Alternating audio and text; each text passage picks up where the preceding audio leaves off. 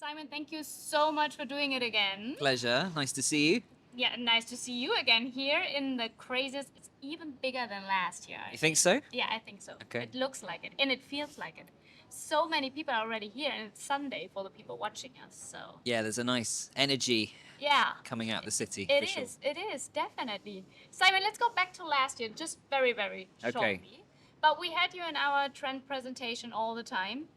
And there you said that you hope for the people coming here that they get something like a creative reboot after all the COVID stuff we're not talking about anymore. What do you think? Do you gave the people what they needed last year? I do, and I think that's partially down to the fact that we didn't run the festival for 2 years. So I think there was a need, Yeah. and people got the reboot they needed. I think the question is, coming back this year, now that things have settled, are they going to get even more of that creative boost from something which is hopefully a bit more returned to normal? Return to normal, but you're celebrating a birthday, as we can see on your branding it's here. no accident. I'll be a brand ambassador today. Very, very good. So, birthday party we have. Is there anything special we can expect? Yeah, so look, we're thrilled that it's our 70th edition. It's hard to believe that this has been running since crazy. 1954. When we first started, just one award, of course, film and TV cinema. Yeah.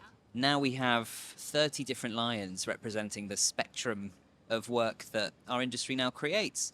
But for this year, we want to focus on honouring where we've come from, so 70 years of award-winning creativity, but also use it as an opportunity to look to the future as well and think about the next 70 years of creativity.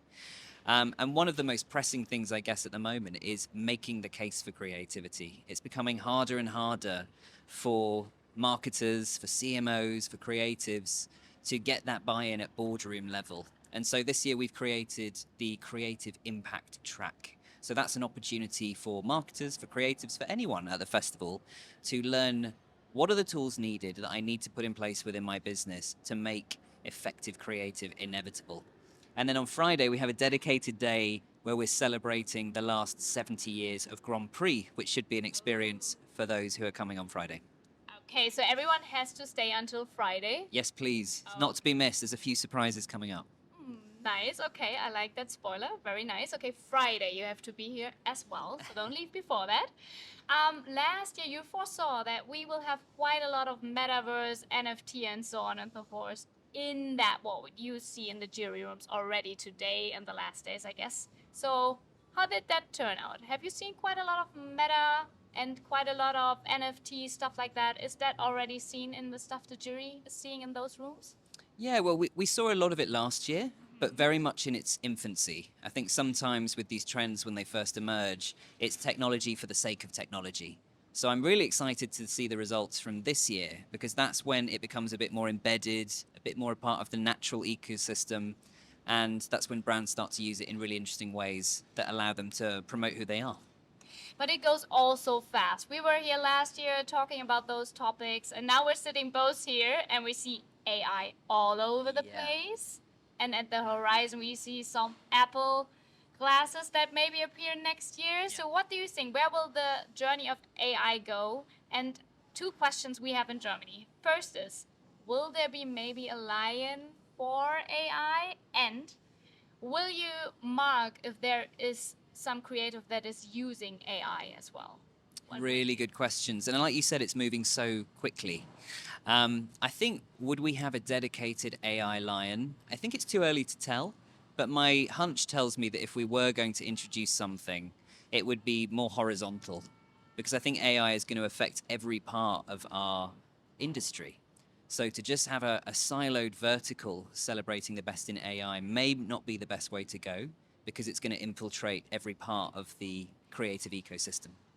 And your second question, it's gone.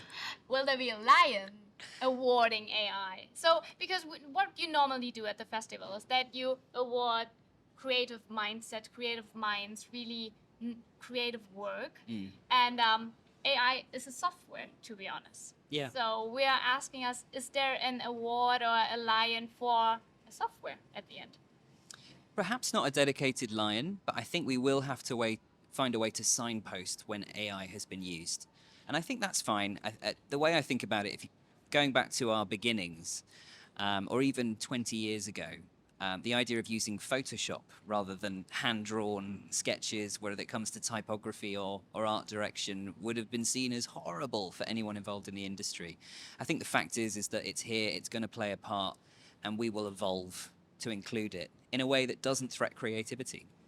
But do you have like a group of people working on that already with you within the festival, discussing where you could go? Because you lead a special mindset, I guess, as well, skill set, because we're discussing where is the way going for creatives? What do you need at the end? So we're talking to people all the time. So we have a dedicated team at Cannes Lions who are constantly thinking about how the awards need to evolve and constantly talking to the market. And we're very fortunate in that we can reach out to people globally to get the global take on any particular issue like AI. Let's go to last year one quick again, because you had Greenpeace here. Yes. And I was really impressed how good you handled that, to be honest. Thank you. Especially when it happened on stage. That was really nice. And I think it was good that the festival almost embraced everything that was going on and included them in the whole festival as a part. And this year you give a lion to Patagonia as a Lion of Heart. And the festival, I think, is always really eager to show that sustainability and everything is really important. And that especially what you do with those huge marketing budgets should at the end benefit our planet. So where do you think is the whole journey for the festival going there in that direction? What are you doing when it comes to that? I think it needs to be top of mind, not just for our customers, but for us as well. As an event, we like to think of ourselves as a market-leading event, and that has to extend to everything that we do. So for us, every festival has to be the most sustainable festival yet. And I say yet because it's going to be a journey, and we're all evolving to catch up with that. So we've enlisted the help of consultancies, some of our customers actually, to make sure that we're doing everything we can to make this as sustainable as it can possibly be. Yeah, I think it's a huge topic and it's quite a lot to do still in that area. But it's nice to see that also all the brands around here see where they can benefit and also do something good for the planet. So it will be nice what we see in the work there as well. I guess there's quite a lot again, right? Yeah, I think it's a theme that's going to be quite perpetuated. It will just evolve every year. A few years ago, it was about signposting the need to think about it, and then it moved into action and then activism. And so it'll be interesting to see what the next chapter of that theme looks like this year in the work. Yeah, definitely. Last question, Simon. Okay. Last year we had the whole thing that we're doing with Vaisha and talk to creative about courage. And this year we're talking about why. So, for example, we ask him, why are you creative? Why you became a creative person? And I would like to know from you your own personal why question. For me personally? Yeah. I think, why not?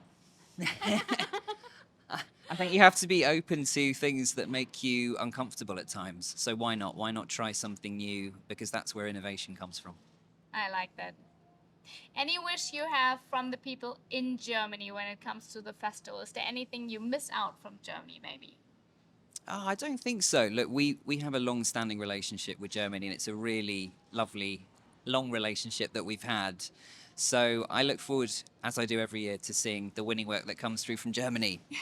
Thank you, Simon, again, for taking the time, and all the best of luck for the festival. Thank you very much. Good to see you. Good to see you again.